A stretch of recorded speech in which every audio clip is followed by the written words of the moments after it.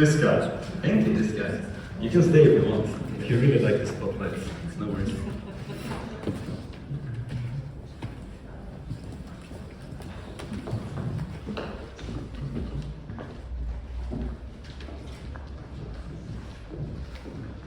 Right, so thank you, Per. It's lovely to hear how well we are doing across the pond and here in Sweden. Makes me very proud. My name is Henrik. I work as a product owner at Lurkit, and I'm a lifelong gamer with a huge knack for MMO games, especially World of Warcraft, something I've played on and off the last 10 years. I'm also another high school, not high school dropout, but a school dropout on the science track, so found that funny too. Before we hop into our topic of today, I would like to start off with a question as well. And that is, do you ever watch streams or videos of games being played? Yes, we have a lot. Okay, and those of you who have you ever discovered a game that you found interesting while watching some of this content? Quite a lot too.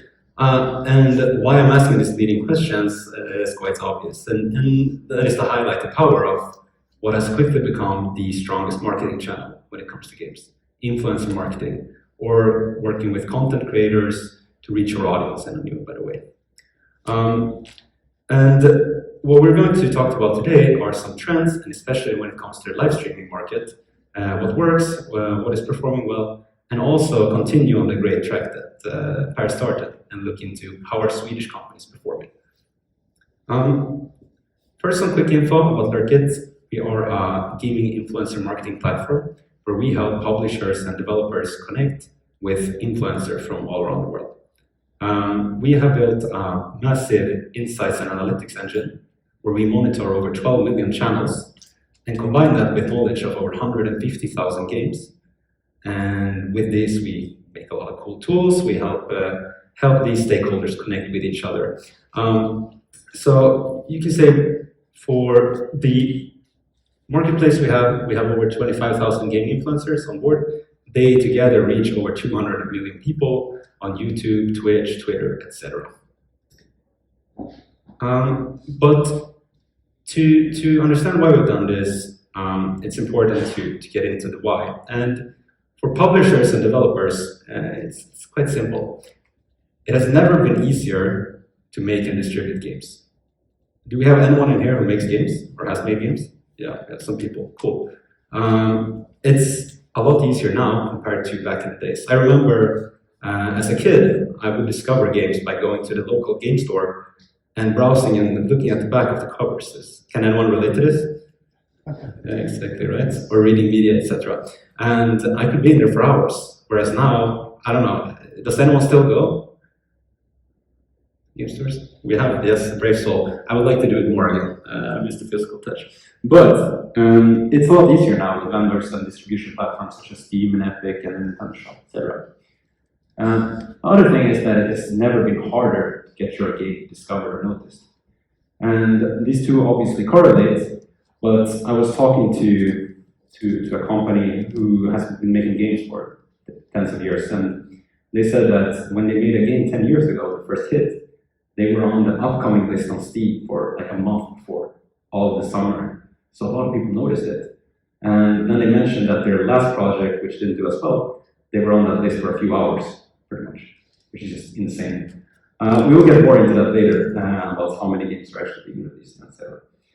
On the influencer side, it's never been easier to create content. Has anyone in here tried streaming or uploading videos to YouTube, etc.? And we have some as well, cool. Aren't you guys the same who make the games? Goddamn.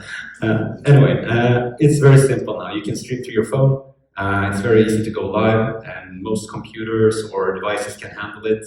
And this has opened up for a huge surge in this.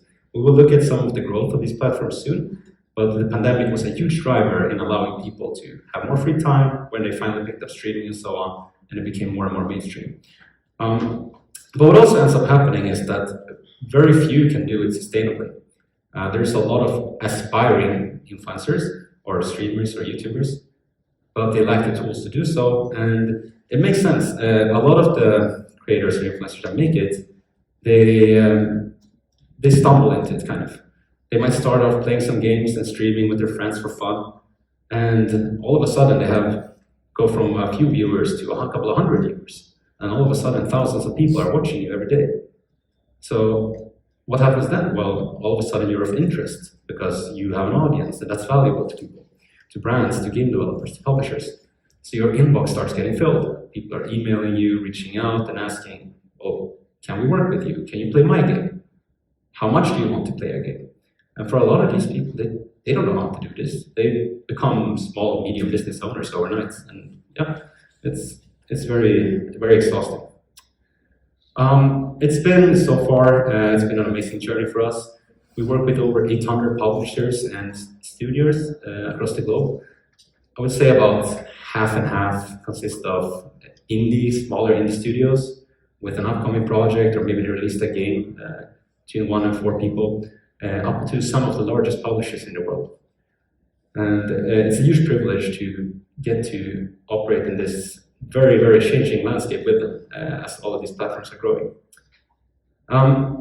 So we're big fans of data, and how we do it is that we log everything and monitor everything that happens, but on a very granular level. So pretty much every 5 to 10 minutes, we monitor what happens on Twitch and YouTube Live and across other content platforms, and then we visualize this data. I'm not sure if you're familiar with, for instance, XQC, one of the largest streamers in the world, but on Lurkit you can see all of the data on a very, very granular level. And this, while it might seem like a boring chart, similar to the ones we were looking at before, is very interesting to a lot of people, I promise. Not as boring. Not as boring. It's more colorful, so we got that going. So why is this interesting, you might ask? Well, we can do some pretty cool analysis, and we actually had the privilege of working together with the Swedish games industry, or Dataspelsbranschen, to provide them with some data about how Swedish companies have been performing. For instance, if you take a look at 2021, Swedish games accounted for 6% of all of the hours watched on Twitch in total, which is an insane amount considering how small of a country we are in comparison. The biggest performer, Minecraft, has been there for a lot of years, usually driven by the user-generated content aspect, and that it just never ends the game, right? But we saw a lot of games pop up and do well. And if we take a look at this year so far, we still have Minecraft as the undisputed leader. However, they have dropped down from top 5 overall to top 8. It's going to be interesting to take a deeper look at that and see what's driving that. But we've had some new stars on the rise, and Swedish companies are increasingly doing an incredibly good job of working with content creators and influencers to get their games out there, and the data really shows it. So here we have V-Rising on top 3, as from Stunlock Studios in Skövde. Has anyone tried it? Same people uploaded YouTube. No, I'm just kidding. It's an amazing game. And there was some real rock stars coming out, especially on the indie scene, that was developed or published by Swedish companies, to say. So both V-Rising, Core Keeper, Midnight Ghost Hunt, and Dome Keeper all perform very well, and the data reflects it. So for instance, V-Rising with over 19 million hours watched in 5 months is an incredible launch. Super, super good. They took over Twitch, they took over YouTube, and within the first few weeks, I think they had over 1 million copies sold, etc. Core Keeper is same, 19,000 unique streamers, which is incredible. Midnight Ghost Hunt with almost 50,000 hours streamed. That's not people watching, that's how many hours have actually been broadcasted. And Dome Keeper with 32,000 concurrent viewers on launch day.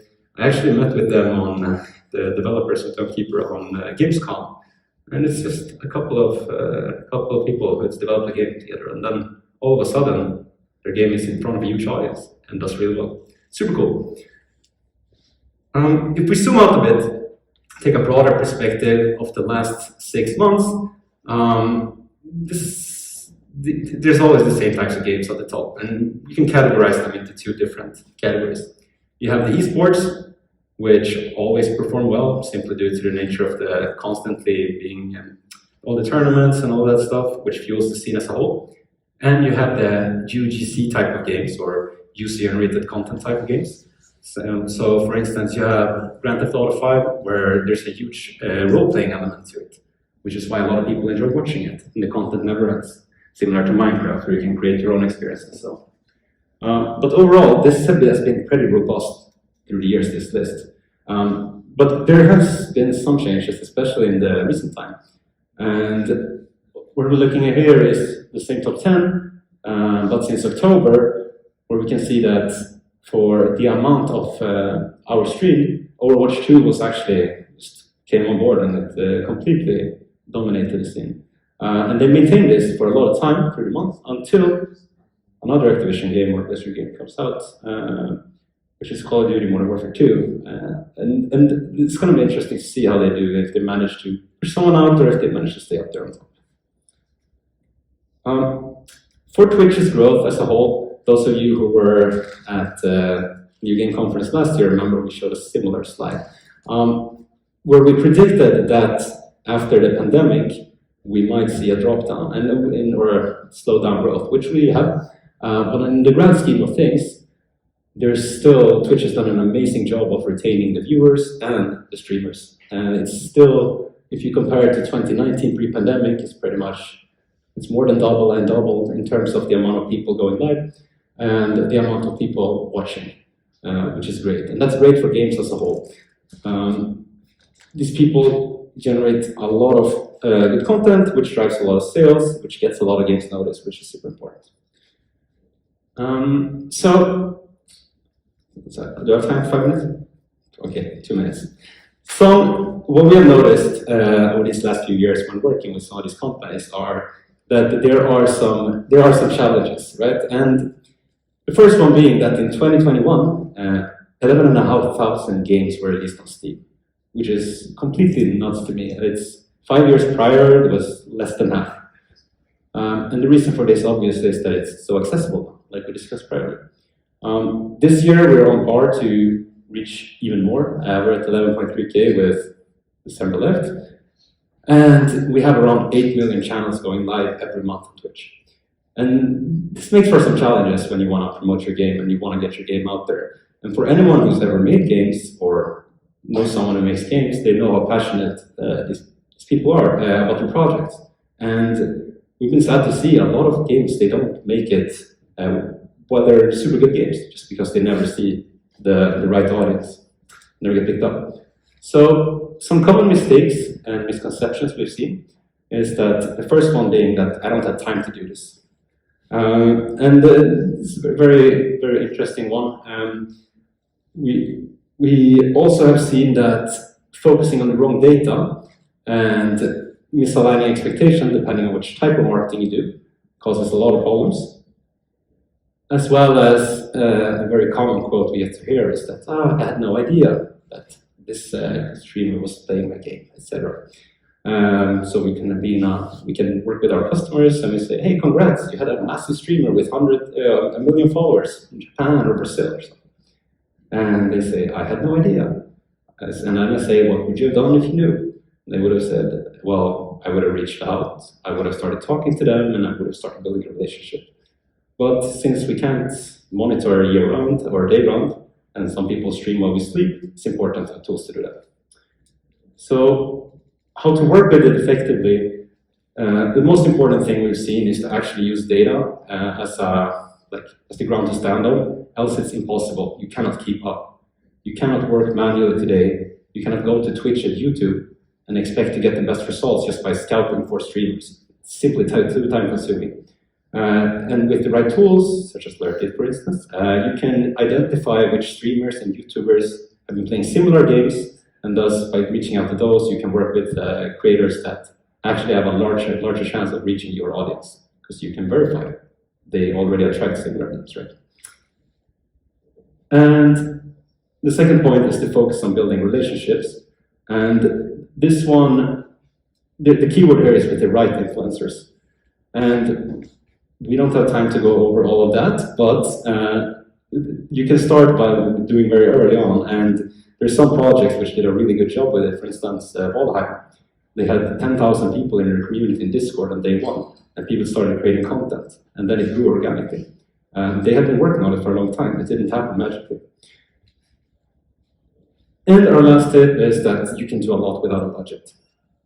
And where this goes, there's this common misconception that you need to pay for traction. This is not true. There's tons of stuff you can do. You can highlight creators and work with them on your social medias, etc. You can reach out beforehand, incentivize them by giving them special stuff in the game and so on. Tons of creative ideas. And that's all we had time for today. But thank you very much for listening, and yeah.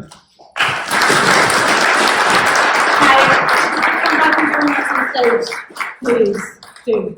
We're running out of time, guys, but I think I just squeeze one more question. Forgive me. Question for you, and for you as well. You mentioned that the future is bright, everything is great, the industry is booming. Do you agree? Is that really true? I mean, you're in the field, so you kind of get the... If I agree that it's booming? Or, yes, booming, it's bright. Yeah, it is. And I would say that on the marketing side of things, technology is starting to catch up, which is going to make it boom even harder and better. So there's a lot of improvements to be done on the technical side, which are being done right now, and companies such as ours and others are working on. So I think the future is looking bright. So it is true. Well, you hear it from Henrik, so it has to be true. But I'd like to add that the most important part is that there are more people playing games, spending more time playing games, and more people who didn't used to be players they discover the fun of being part of our family. And as long as we have a global audience that's growing, our fate is in our own hands. I think Lurkit is such a cool example, because if you go back maybe 10 years, when the mobile app stores started coming out and Steam became big, etc., that took away a lot of the obstacles for developers to publish their own games and take their fate into their own hands. But sometimes it's ironic. Be careful what you wish, because a lot of people came with the same idea. It created this really crowded marketplace. So now this is kind of a next wave of bringing back control into the hands of the people making the games, and allowing them to be the signal in all that noise. And who knows, I mean, we see more waves like this, but if we can continue to, try new ideas, make new things, and work together to make them great, I think we can take on the next challenge that comes after this as well. I have a slight temptation of saying let's make games great again, but I'm not. Sorry. Yeah. You guys, we are finishing off on that high note, so give it up for Per and Henrik. Thank you.